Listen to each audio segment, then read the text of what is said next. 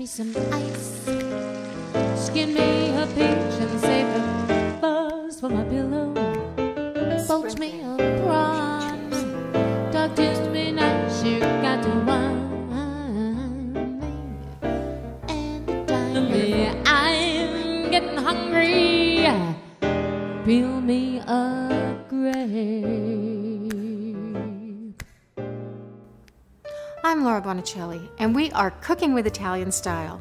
It's not always fast, it's not always easy, and it's not always Italian.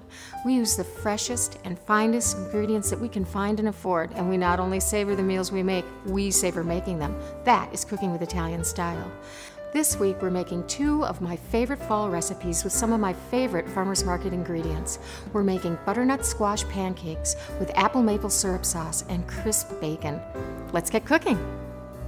These recipes make a great light dinner, a great side for pork, but what I serve them as most often is a breakfast for my meal delivery service. So we're going to start with butternut squash. This is what it looks like. This is all flesh. The seeds are in this end, and this is a good sized one for this. We need about 1 pound or 4 cups. I've already grated 2 cups, and I've got my food processor here. This is how I like to do it because it's easy. You can use a box grater if you don't have a food processor. So just press on this. See how fast that goes? Okay. Just take this right out of here, and I'm guessing that's going to be about another 2 cups, but we'll give it a quick measure just to make sure. Yeah, this is going to be perfect. And then you see here I have a big pot of water boiling, and I'm using a spaghetti strainer so that I don't have to pour this out into a colander. This is perfect, exactly 4 cups. Let me just get all of this out there. Okay, and I'm going to blanch this, partially cook it. This is a hard squash, so you could use a zucchini to do this, and then you would not have to go through this blanching process, but right into the boiling water. And while those are blanching, which will take about 1 minute to 1.5 minutes, I already have my bacon back there sizzling. I'm just going to give this a quick stir. I bought the bacon from Bar 5 this morning at the Minneapolis Farmers Market. As a matter of fact, I think I bought everything at the Minneapolis Farmers Market for this. I got the eggs, I got the squash, I got my apples, even the maple syrup. Okay, just 1.5 minutes, and then we will get these out of there. I'm scraping these right into the bowl of ice water. It's equal parts of cold water and ice to create a nice ice bath, and that will stop the cooking. There we go. Set that down. We just want those in there for 1 minute just so that they quit cooking. We don't want them to take on any water. And that's all it takes. I'm going to remove them right away to a paper towel so that they can drain. So I'm going to finish this up, let them drain, check my bacon, and then we will start making our apple maple syrup sauce. I'm going to melt a couple of tablespoons of butter. This recipe only has 4 ingredients, but it has a lot of flavor. And oh, I can smell that bacon. That is now off of the stove and draining on some paper towels. It smells so good. Okay, while that is melting, I'll do my last apple. I'm using Haraldson's. You need a good baking apple. Haralson is a great baking apple. Sometimes I use Granny Smith's. These are a little on the small side, so I'm using 3 of them instead of 2. And this is how I do apples when I'm doing this dish. It's basically cutting right around the core. But my goal is to get the pieces laying flat so they're not rolling around while I'm trying to slice them. That's just a safety thing. There we go. That. I just got all these sliced up and start sauteing them.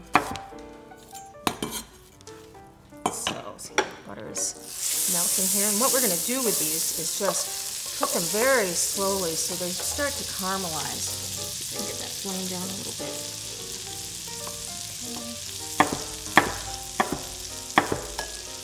That's going to bring out the sugar and the sweetness in the apples before we add our maple syrup, which of course is going to be sweet too.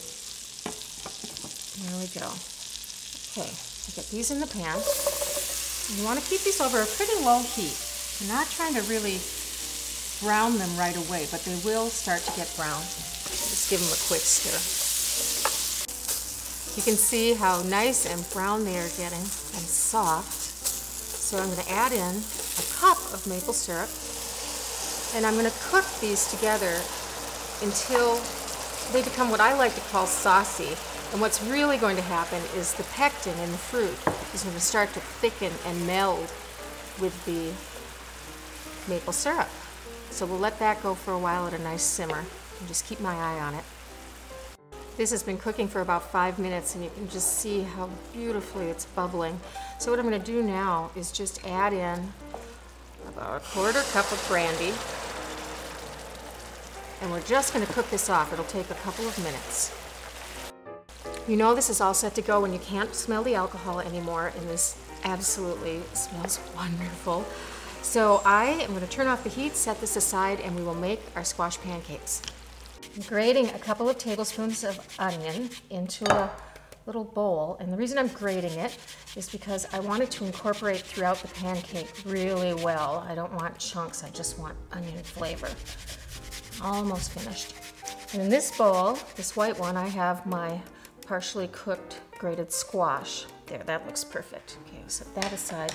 So to this, I'm going to add a beaten egg and 2 tablespoons of canola oil. And I'm just going to give that a quick stir. So, and I'm going to put that in with the squash mixture. Like that. And then I've got a 1/2 cup of flour here, and to that I'm adding a teaspoon of baking powder and a teaspoon of salt. I'm just going to stir that around so it's nice and distributed throughout the flour mixture. Now, I'm going to mix in the egg, oil, and oil into this squash mixture, and then slowly incorporate my flour mixture into it. Whole point of this is you just want to get it nicely, evenly distributed throughout your pancake. So, and over here I have some oil. It's about a 1/4 inch of canola oil heating. There we go. Let's get the rest of that in there.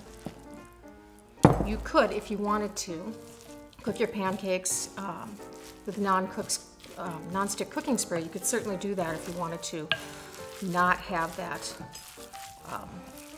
the extra calories from the oil.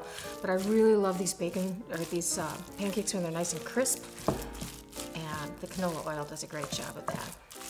Okay, I'm just checking to see if this oil is ready. I'm looking for it to shimmer. It looks like it's almost there. I don't want to cook these over too high of a flame, because what will happen is they'll brown too quickly and then the inside will not get cooked. So you kind of want to keep it at like a medium to medium high heat, but not too high. Okay, so I'm going to take 1/4 inch scoop or 1/4 cup scoops and into the oil, and there they're starting to sizzle. And then I pat them down. I don't want them to be too thick. And we'll do 3 or 4 at a time. Go like that, a little bit more, like that. So we're going to let these just sizzle away until they're nice and brown on the bottom, and then we'll flip them. There we go. There's another one, and then another, probably 2 to 3 minutes on the other side. I'm removing these. They're nice and brown on the bottom now. I'm going to drain them on paper towels. I will cook up the rest of these, and then we will plate our dish. So to plate this, I'm just going to take 2 of my beautiful squash pancakes and set them on the plate, and then some of my very gorgeous and rich apple maple syrup sauce right over the top. This, by the way, is also good on ice cream. I forgot to mention that. And if you make it with Granny Smith apples, then you get the nice green skin. These Harrelsons have a beautiful red skin. It's great. And get a little bit more of the actual syrupy part drizzled over the top. That. And to finish it, a nice piece of bacon. This is such a perfect fall dish. I really hope you enjoy making my butternut squash pancakes with apple maple syrup sauce and cooking with Italian style. Thanks Park Boutique for the great wardrobe, and buon appetito!